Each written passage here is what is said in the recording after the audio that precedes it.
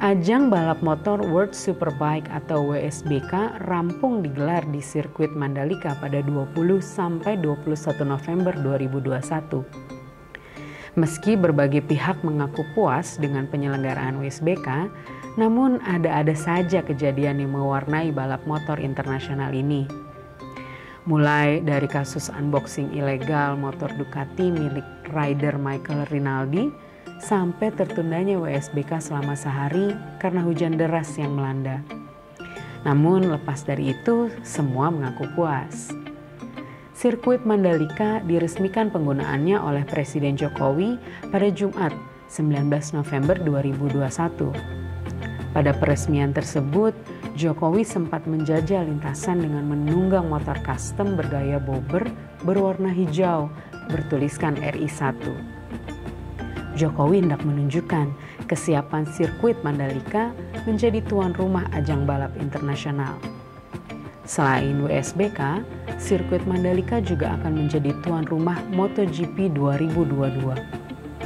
Ini tentu menjadi tonggak penting dalam upaya membangkitkan kembali pariwisata Indonesia di tengah melandainya kasus COVID-19.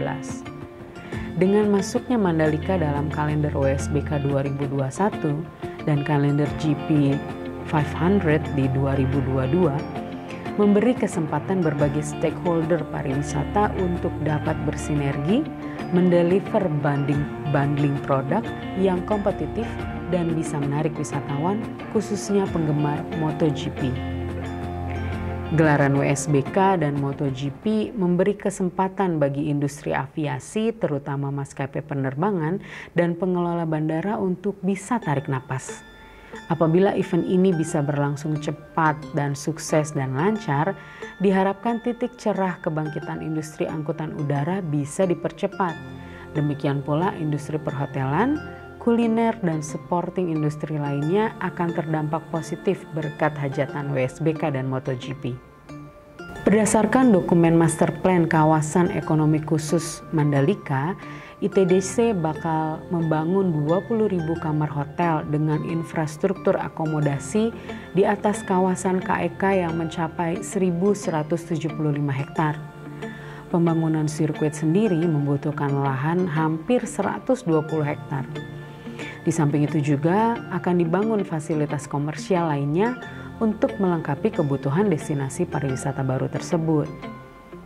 Pengembangan kawasan ekonomi khusus atau KEK Mandalika diharapkan dapat menaikkan pendapatan daerah hingga 160,12 triliun rupiah. Ini juga diharapkan akan meningkatkan penyerapan tenaga kerja lokal. Tentu tidak cukup hanya mengandalkan event MotoGP saja.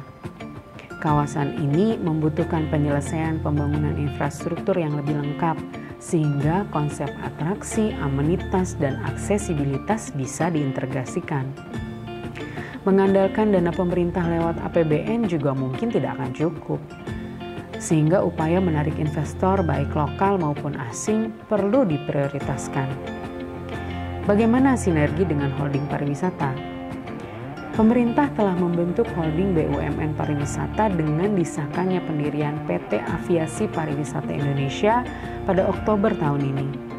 Perusahaan plat merah ini akan menjadi induk bagi PT Angkasa Pura I, Angkasa Pura II, PT Hotel Indonesia Natur, PT Taman Wisata Borobudur Prambanan, serta Sarinah.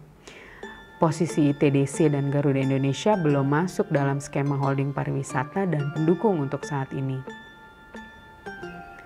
Keberadaan holding aviasi ini tentu dimaksudkan supaya proses value creation lebih optimal pada sektor pariwisata yang menjadi unggulan devisa masa depan.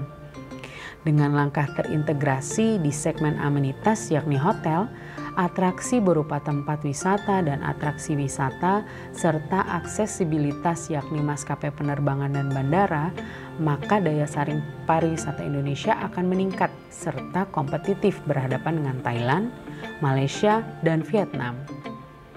Dengan sinergi ITDC dan holding pariwisata ini, maka upaya kompetitif dengan menjual produk bundling akan sangat memungkinkan.